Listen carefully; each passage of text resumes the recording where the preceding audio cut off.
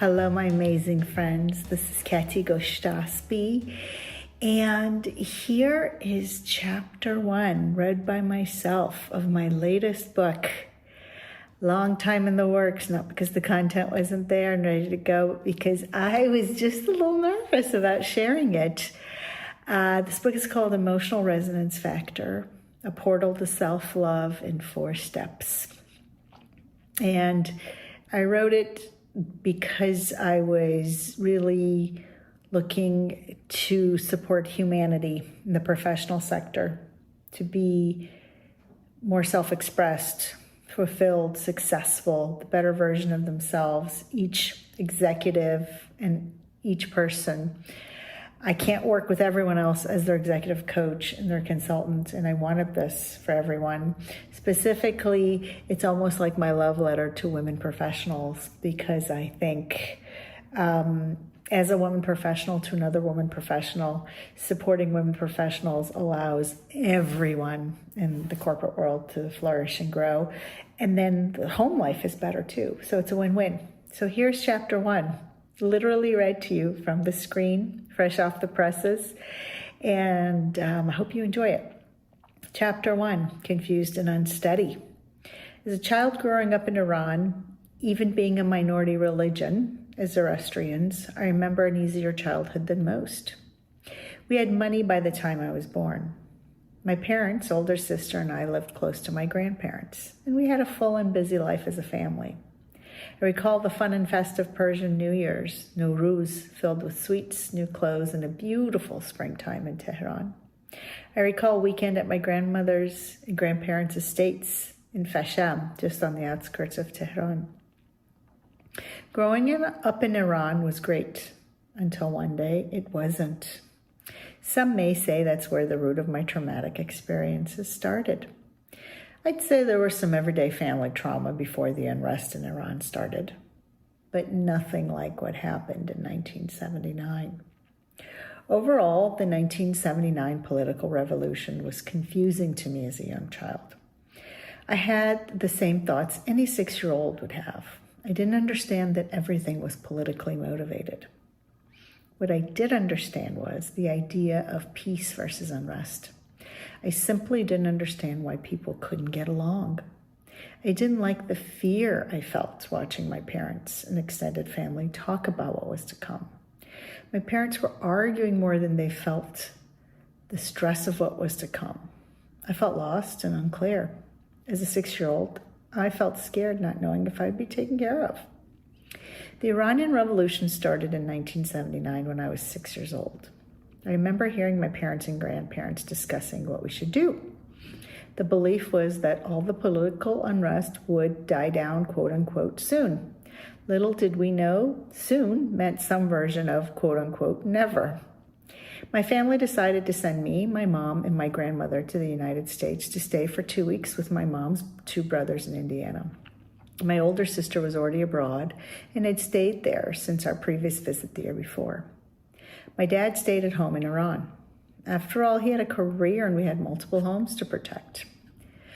We packed 2 suitcases and drove to the airport. It was evening and the streets were dark. I remember driving by the Coca-Cola factory on our way to the airport. As we drove by, I saw the factory on the left side of the road had been set on fire because it was American.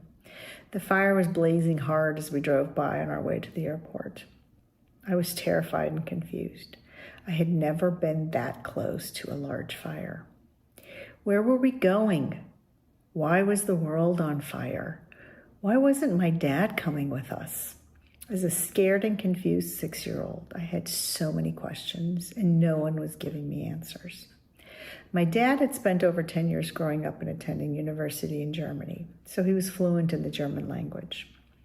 When we arrived at the airport, we headed straight to the Lufthansa ticket counter to purchase 3 tickets for my grandmother, my mom, and me. As we stood in line, I was horrified at the crowds and angry German nationals yelling in German.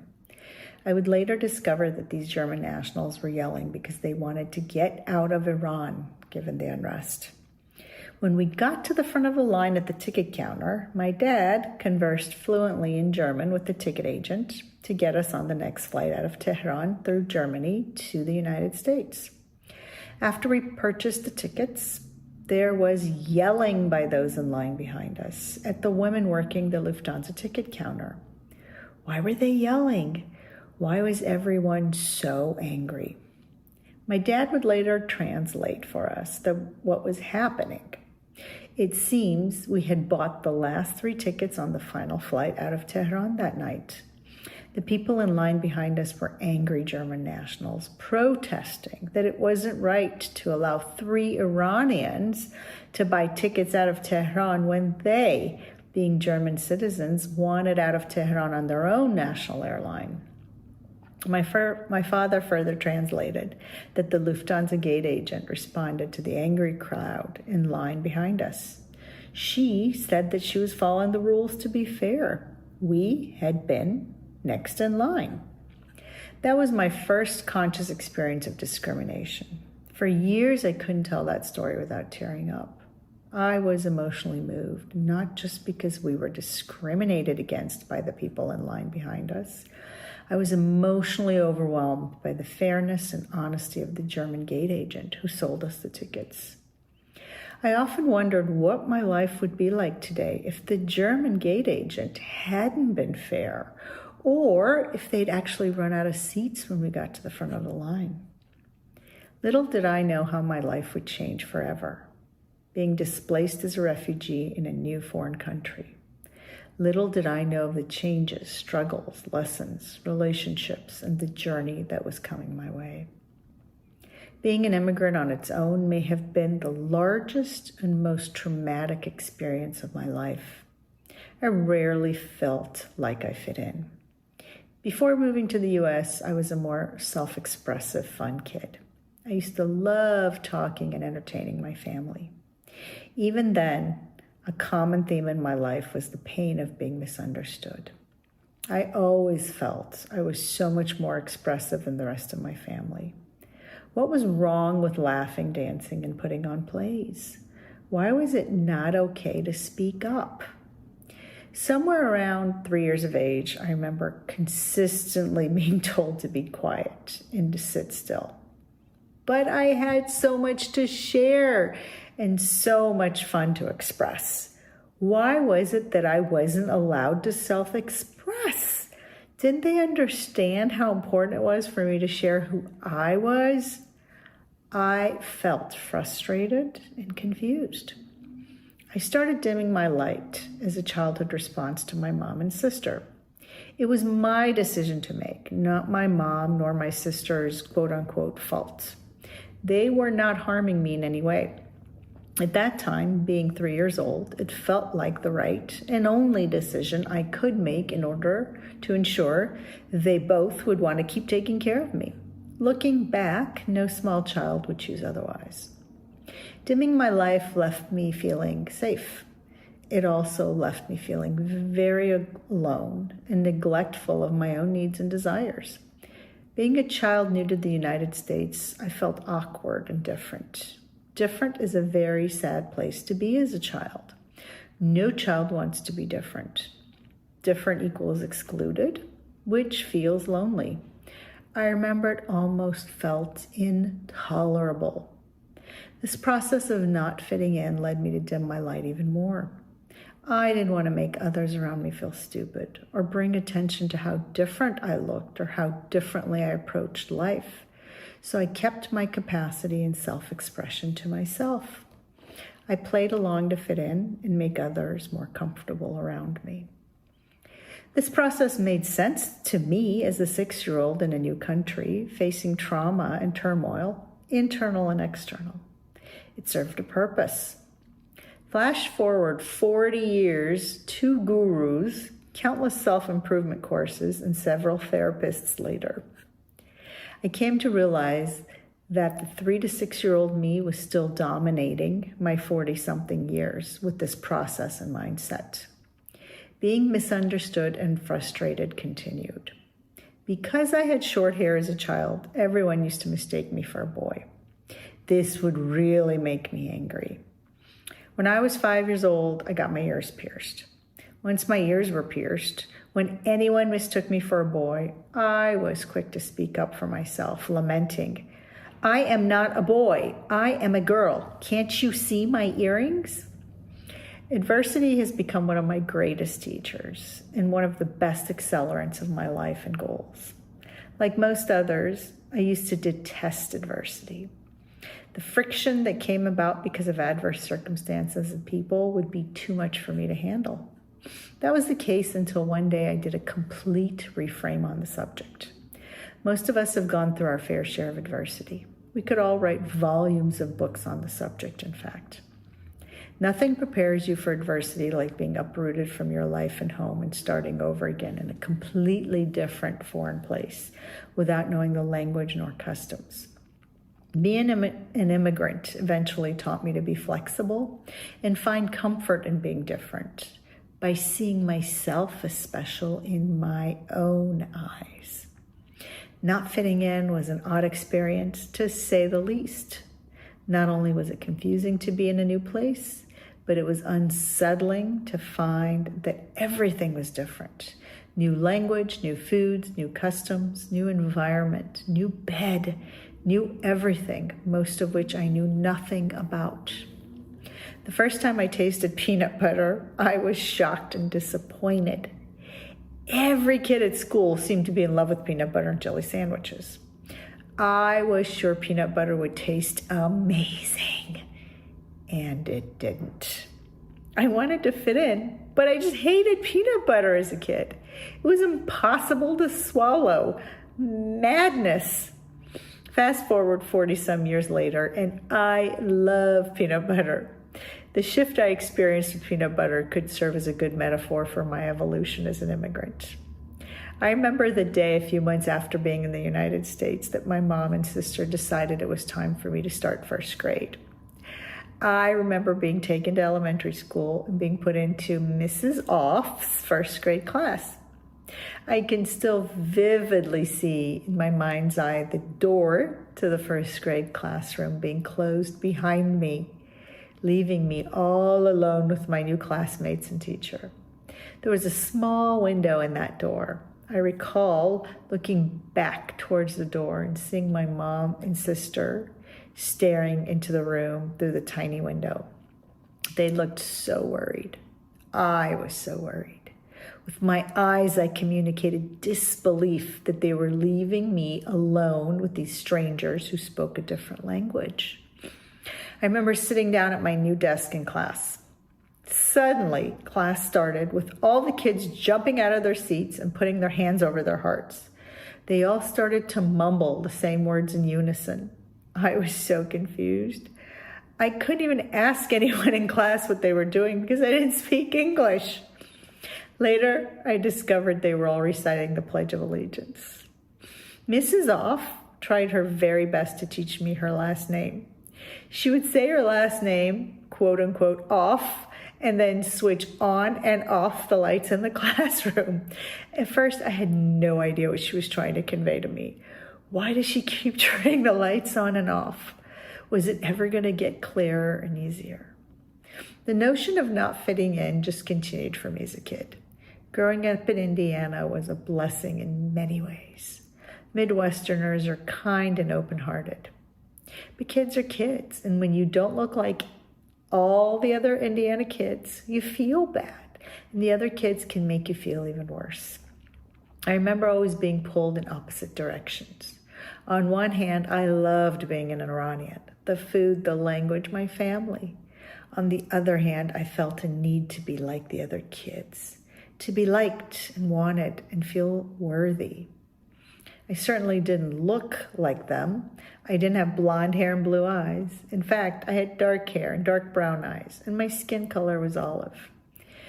When we would sit down to dinner, I often didn't eat because I wasn't hungry for any food, whether that was Iranian food or American cuisine that my mom made.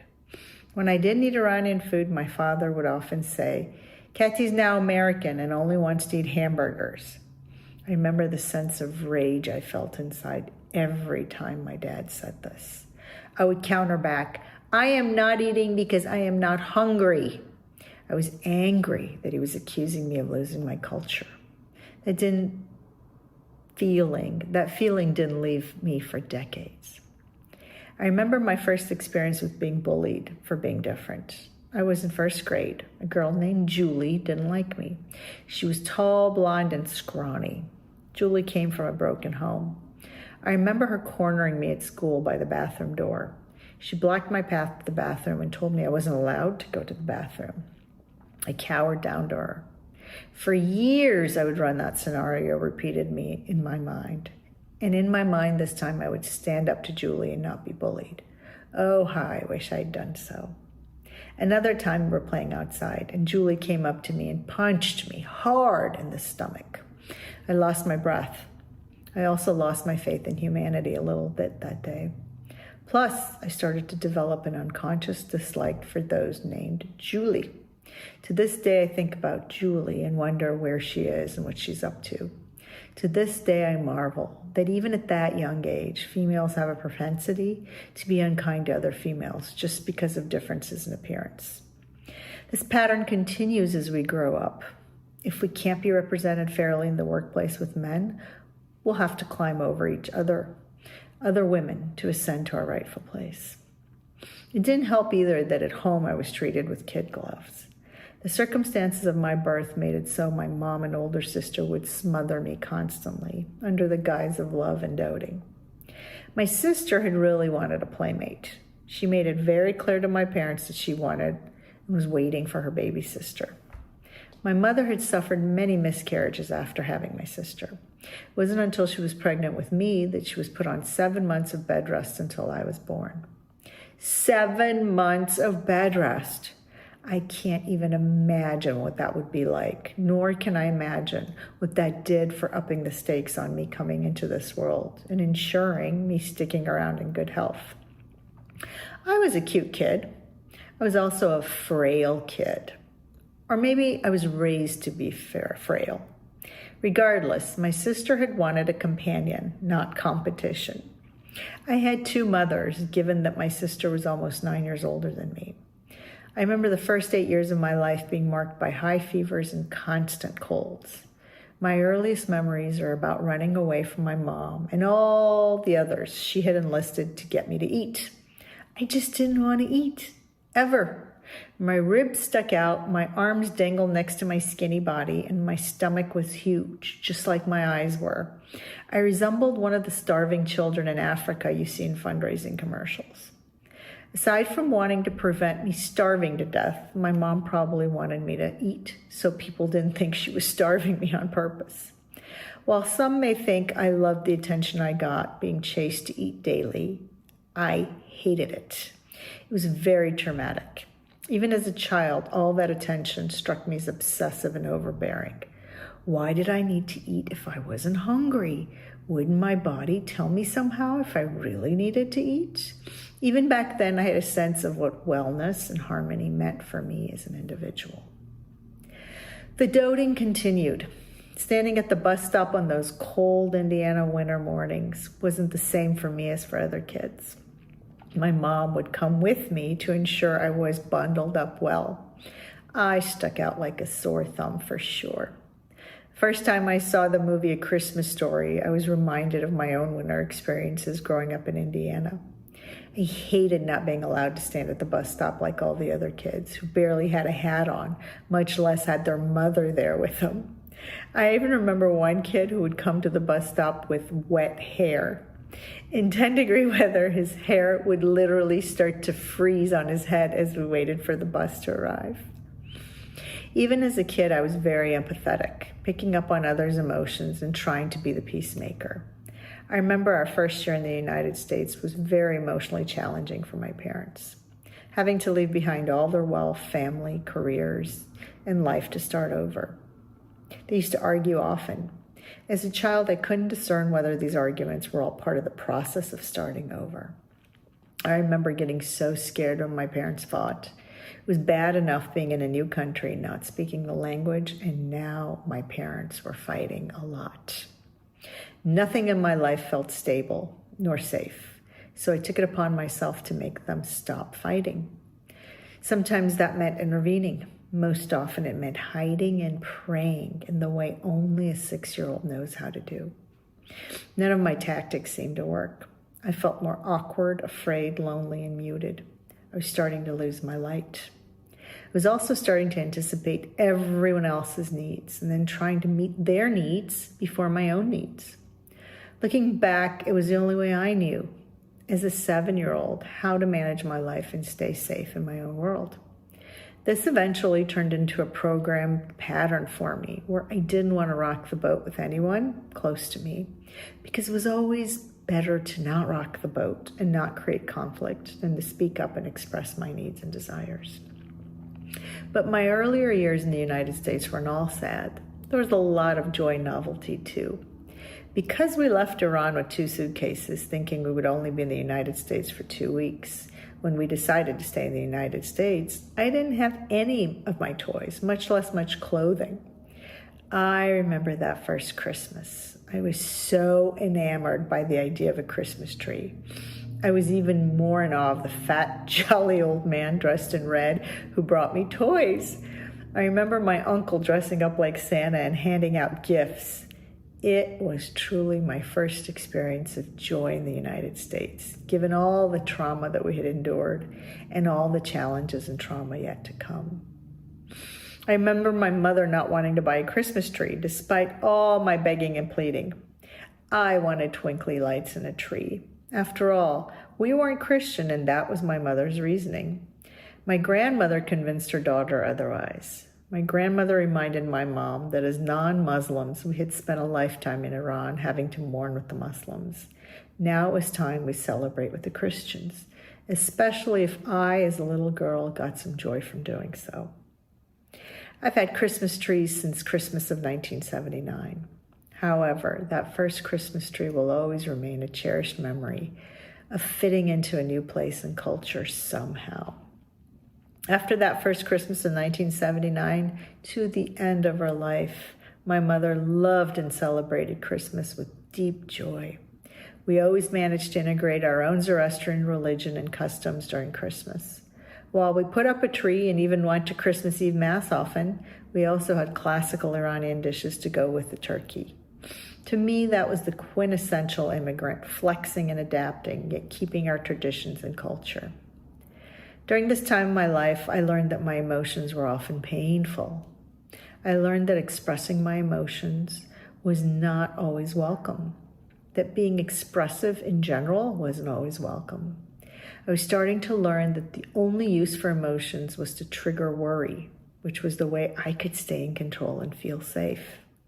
Needless to say, none of these lessons were healthy, as they led to patterns of behavior and thinking that I would work very diligently to break and release in order to thrive, be happy, and successful.